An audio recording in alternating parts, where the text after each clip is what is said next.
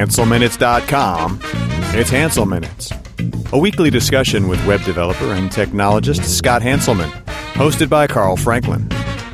This is Lawrence Ryan announcing show number 124, recorded live Thursday, July 21st, 2008. Support for Hansel Minutes is provided by Telerik RED Controls, the most comprehensive suite of components for Windows Forms and ASP.NET web applications. Online at www.telerik.com. Support is also provided by .NET Developers Journal, the world's leading .NET developer magazine. Online at www.sys-con.com. In this episode, Scott talks with Sun Microsystems engineer Tim Bray. Hi, this is Scott Hanselman, and this is another episode of Hansel Minutes, and I'm sitting here today with Tim Bray, distinguished engineer from Sun Microsystems, and fellow tweeter. How are you, sir? Thanks for sitting down with me today. Oh, not too bad. Good to be here. We actually set this up on Twitter, which I'm finding more and more is my third place of choice. I'm seeing you on Twitter a lot as well. When did you get into the microblogging? Well, Twitter had its first renaissance in 2006 at South by Southwest, and then it had another one. I don't know, was it early this year or late last year? I forget which. Mm-hmm. And I climbed on board then. And it sure adds richness to life. Yeah, this is my first interview set up by Twitter, and yesterday I had my first lunch date initiated on Twitter. And just 10 minutes ago, Paul Kodrowski tweeted that he stopped reading RSS feeds because he gets it all from Twitter now, which I thought was a little extreme. Wow.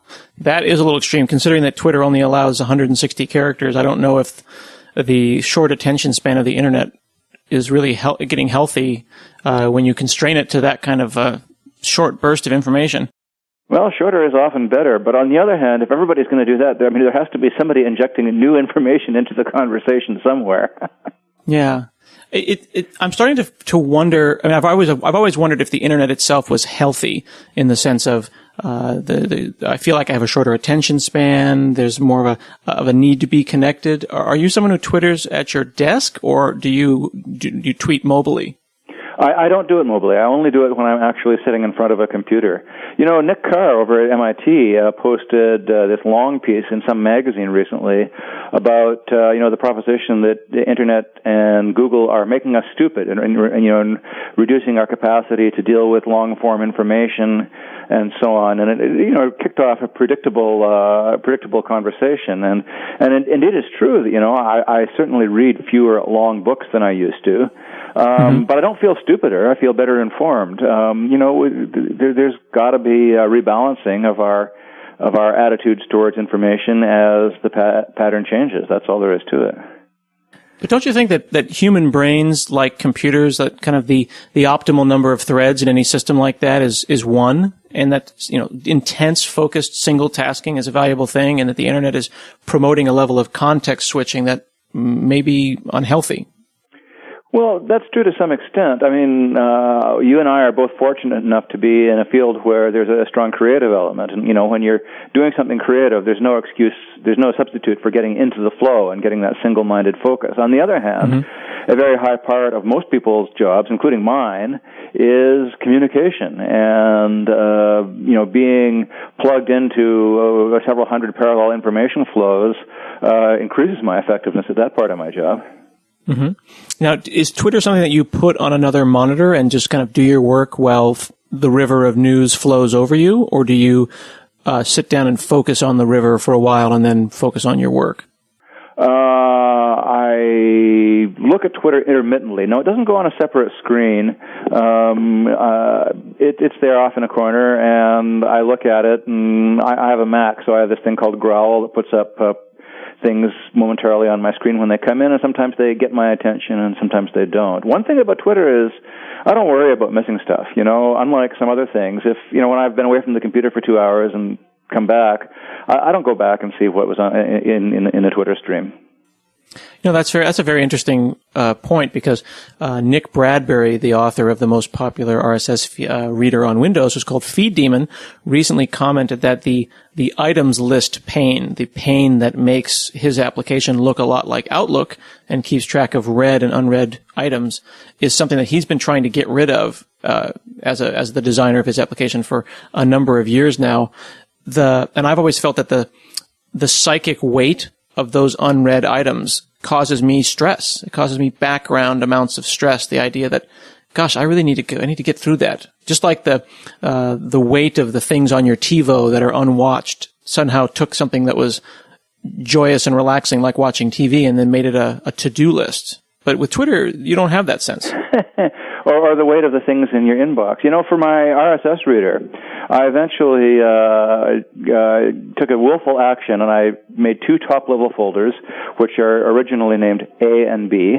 And in A go the things that I don't want to miss. There are a certain number of people and so on that when they post, I want to make sure I have read it, because they're information sources that I consider important. And then everything else goes in B, and B is total river of news. If stuff scrolls off, well, hey, if it's important, it'll come back to me. Huh. So you're managing all aspects of information flow into your life as things that are truly an inbox versus the river. I think it's not maintainable to try and go either one way or the other. I think there are some things that got to be paid attention to, because that's what your mission in life is, and there are others that enrich your life but are optional. That's interesting. That sounds like the classic Covey style of organization, where you put things in quadrants and things are either urgent, important, or some combination of the two. And I've been trying to reconcile the Covey way of thinking, which kind of is appropriate in the context of your A and B example, with the new resurgence of the getting things done style of doing things, where things either require action, or they require action later, or they're just for reference. Do you subscribe to any particular organizational thing, or do you just scribble stuff on a piece of paper?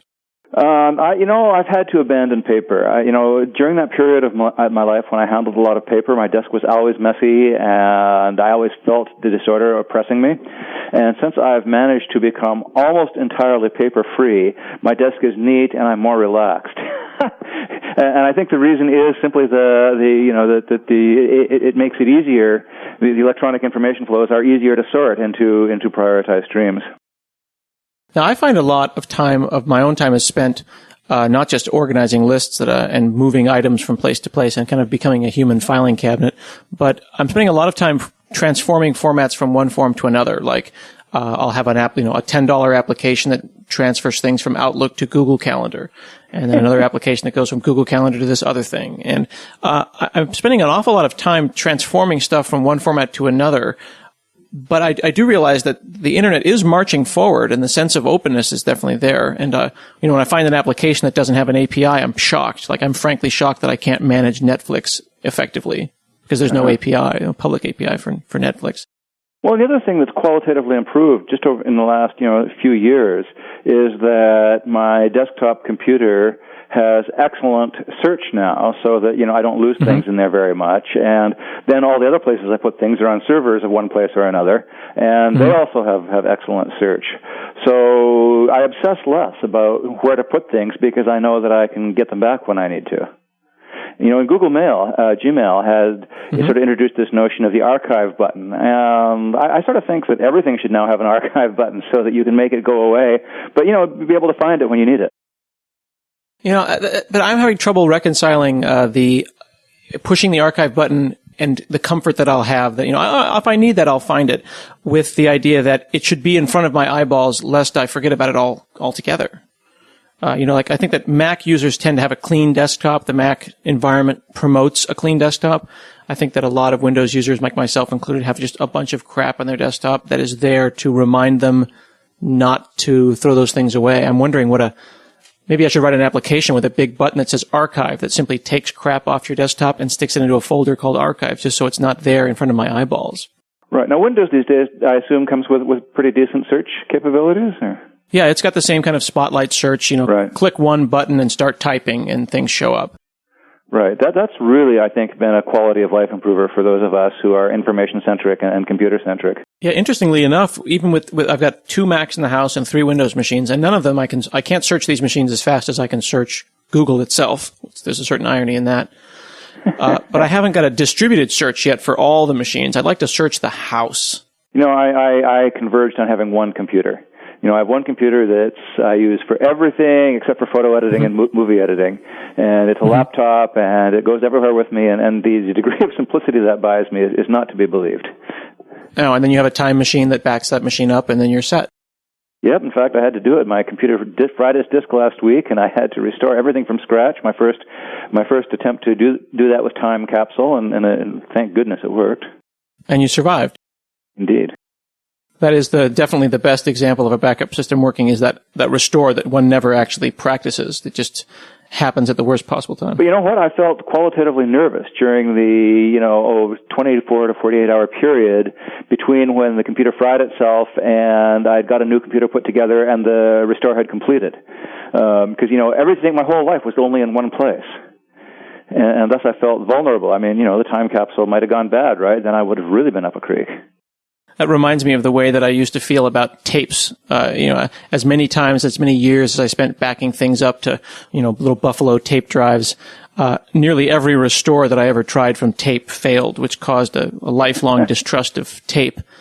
And now that so many years have gone by, I can almost guarantee that a hard drive is going to fail.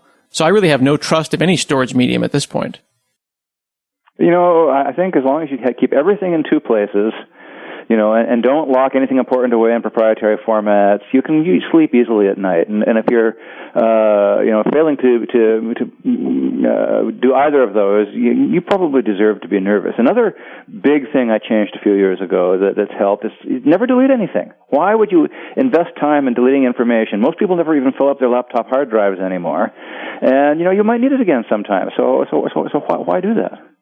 Yeah, that's a really interesting point. Now that you've got USB keys that'll hold 8 gigs, not counting movies and photos, which I think we always kind of put off in their own category. Totally. The life stream of information, maybe not counting code as well, depending on how big your code gets, certainly would not be much bigger than 8, 9, 10 gigs. And certainly, if it ever got that big, I'd have more. I suppose I could put my whole life on my iPhone at this point.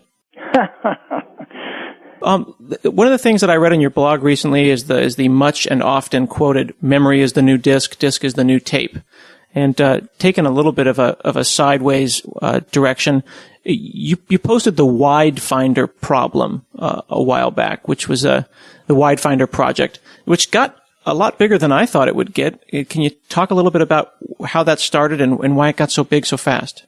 Well, it's an amusing story. I have a blog that's pretty popular, and so I build up gigabytes and gigabytes of log files. I'm sure you're intimately familiar with the situation.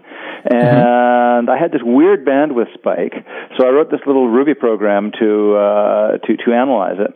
And then I was doing some work with Sun with these new highly parallel low clock rate computers we're making, the Niagara family, and I had an idea. So I took, some of that data and ran the same Ruby program against it, and it ran substantially faster on my MacBook than it did on this, $20,000, highly web optimized Sun server. And this was a rude awakening. I mean, substantially faster on the MacBook. Now, these things, they have 8 cores with 8 or 16 threads per core and massive memory bandwidth and outstandingly great I/O, but it only runs at 1.2 gigahertz and doesn't have terribly fast arithmetic. And it turns out that in terms of handling a web server load, you just can't beat these guys. I mean, they're low wattage, high throughput, outstandingly great web servers, but it seemed like maybe they're not so great at being general-purpose computers. And this isn't just a problem for Sun, it's a problem for the whole industry, because the economics of doing these many-core, low-clock-rate computers are just overwhelmingly huge, particularly as we're facing, HVAC and, power and air conditioning problems in our data centers, and the planet's warming up too, right? So this is something we all got to be worried about. So I launched Widefinder, which simply was, okay, here's a bunch of data. Here's a Ruby program that runs unacceptably slow on it. How are we going to get good performance on this class of computers? So I ran Widefinder 1 last fall, and then I'm doing Widefinder 2 right now. I took it further. I actually assembled 45 gig of log files and staged one of these low clock rate, high many-core Sun servers facing the internet, and said, okay, anybody, have at it.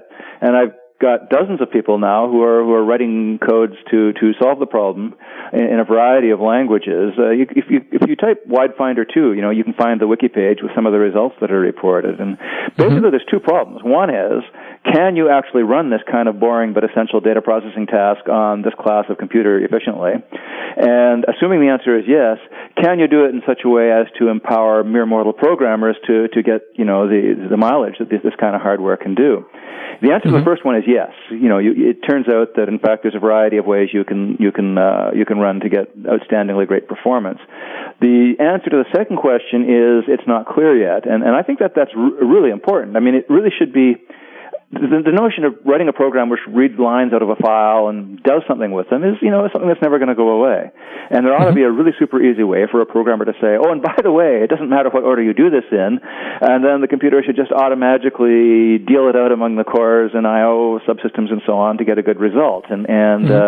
Well, that's not there yet, and I think that it's something we really need, and to the extent that Widefinder can push back that frontier a little bit, I think, the general benefit is potentially substantial. Where do you think that this problem is going to be solved? Is this an issue of smarter compilers and appropriate language constructs, or is this a fundamental computer architecture? Because everyone's saying that, my desktop will have 16 cores by next year or whenever. It's always more. I've got a quad core now.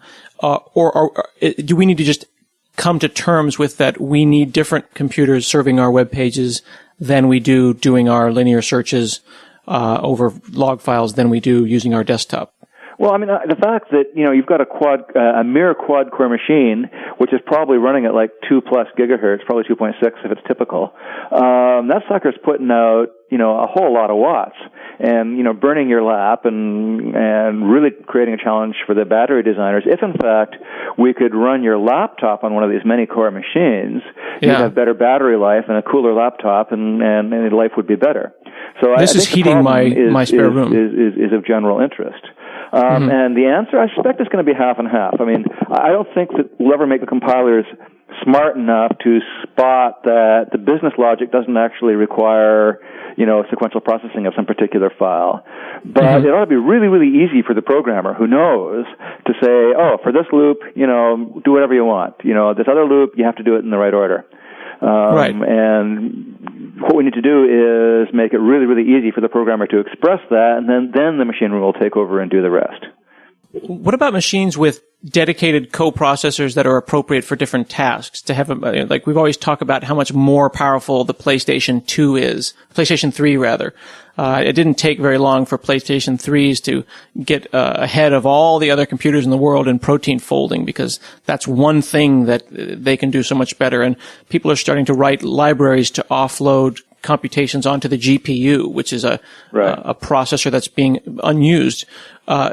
Do we need to come up with generic 1632 processor machines that can handle pretty much anything, or should we have 3 or 4 different kinds of quad dual proc machines that are all specialized custom processors that are appropriate for different tasks, more heterogeneous? Well, I mean, historically, general-purpose computers have always wiped out special-purpose computers. I mean, there were Lisp machines and database machines and various other kinds of special-purpose machines. And these days, what the heck, we're all running x86, right? Right. So the history would suggest that we get the most leverage by using general-purpose machines. Now, if, in fact, we get the kind of thing I'm talking about, where there's an easy way for the programmer to indicate that, that a parallel approach is fine here, then, then that turns the system designers free to duke it out and to figure out whether, like, a Sony cell architecture or a Sun, Niagara architecture or, whatever Intel's cooking up in the back room turns out to work better. And ideally, you'd like to have the programmer not have to write code with some particular processor in mind, because at the end of the day, that seems like an unsatisfactory way to go. Using the Sun Niagara just as an example, how different is that? How different are new processor designs and new system architecture designs than the sins of the father? Well, I mean, it's not nearly as weird and exotic as the Cell. I mean, the Sony Cell has a conventional processor and then some dozens of these weird little special purpose processors. The Sun Niagara has, it's just a SPARC, right? It runs the same old SPARC instruction set has been going on for, 10 years now. The thing is, it's got 8 processors, or 8 cores. Each core is actually kind of dual core. It's got 2 instruction threads and two integer threads inside it. And then it's got 4 sets of thread context in hardware, so that when one thread blocks, you can actually switch in the next thread in one cycle. So, assuming you get things blocking on I/O a lot, which you do in the real world, particularly in web applications, you can actually keep those 8 cores pretty well maxed out. Now, given that this thing is running at 1.4 gigahertz in the high-end models, well, work it out. That's like an 11 gigahertz of throughput on a fairly low wattage chip, which is a pretty attractive thing to have happen. Now, because it's just a SPARC, it is a more tractable problem for making, accessible to the ordinary programmer. Something like a Sony Cell, which has astounding throughput when correctly deployed, is going to be harder for the compiler writers and subsystem writers. Right. But ultimately, if a compiler writer figured out a way to make either appropriate language constructs or the correct, maybe JITted decisions, one could exploit something like a Sony Cell, which has historically been considered very, very difficult to write for, and then abstract that away, right? I mean, every problem is solved by another layer of abstraction. Can we abstract away the toolbox of different kinds of processors that is a Sony Cell, such that it wouldn't be a big deal anymore? It's not. It's at least not going to be easy. And thus I'm focused on trying to make some incremental process. I'm trying to take, one small step forward, which is, can we, take the common data processing idiom of sequentially processing records out of a file and at least abstract away the parallelism in that. If we can do that, that's better than we can do right now. It's a step forward, and then we can start to look at the next wave of the problem.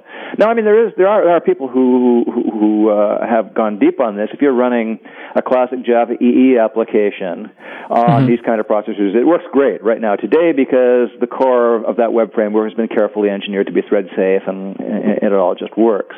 But I'm interested in sort of the more good old-fashioned general-purpose data processing application. The world of Perl scripts and things. Right. Well, and interestingly, I think Perl is kind of the number one implementation of your original Widefinder right now. It was right. that or JoeCamel. Although last time I looked, the current wave, there's an OCaml program that is holding the lead. Now, how important is I/O in all of this? I mean, sometimes you hear about these super-powered concurrent machines that have, mediocre I/O, so they can think really fast, but they just can't get the information into the processor fast enough. Right. That's one of the nice things about the Niagara. It's got outstandingly great memory bandwidth. And when you say I/O these days, you're also talking about memory bandwidth because it's typical for these things to have, many gigabytes of RAM. And just staging that in and out of the processor is a problem before you even, get off the chip.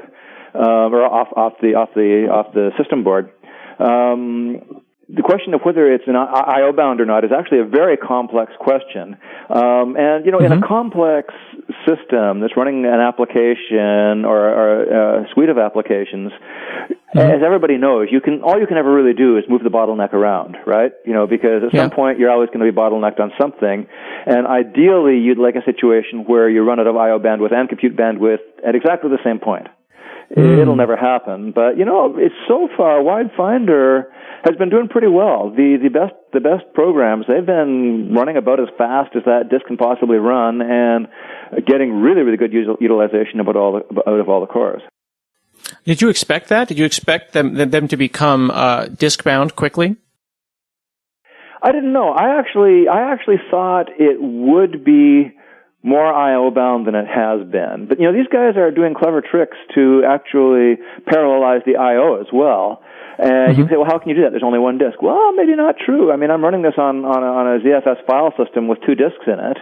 And, when you say a disk, well, these days, particularly when you're in a large server environment, a disk can be a NAS or a SAN with 8 levels of indirection and smarts behind it. So, parallelizing I/O is a very realistic kind of thing. That's interesting. It's so funny that we talk about abstractions, and this language has a new language construct that allows me an appropriate layer of abstraction. But now we're starting to think about, well, how would I write this program if I had 2 disk heads or 8 disk heads virtually or otherwise? Well, ideally, let me push back on that. You don't want the programmer to think about that. Ideally, you just like the programmer to say, or the order of evaluation in this loop is not significant. And let the system, which has, a combination of the compiler and the runtime, has a much better knowledge of what kind of computer is sitting behind them than the programmer has, and let them work it out. Certainly in an ideal world, yes, but don't you think that some of the implementations now have a little bit of kernel knowledge about the system? I look at the big web applications, the Facebooks and of course, MySpaces and so on of this world, and I would say the answer is no. In my experience, they tend to put memcached up there and try and load as much stuff into memory as they can, and they tend to have this very abstracted view of they've got processor instances talking to a great big memory cache, talking back at it with a great big relational pool, and maybe one of these post-relational databases in there. But beyond that, I don't think there tends to be a lot of system level knowledge about the structure of the processor and the actual path to the silicon. Is that an appropriate layer of abstraction, that they even make a differentiation between disk, memory, and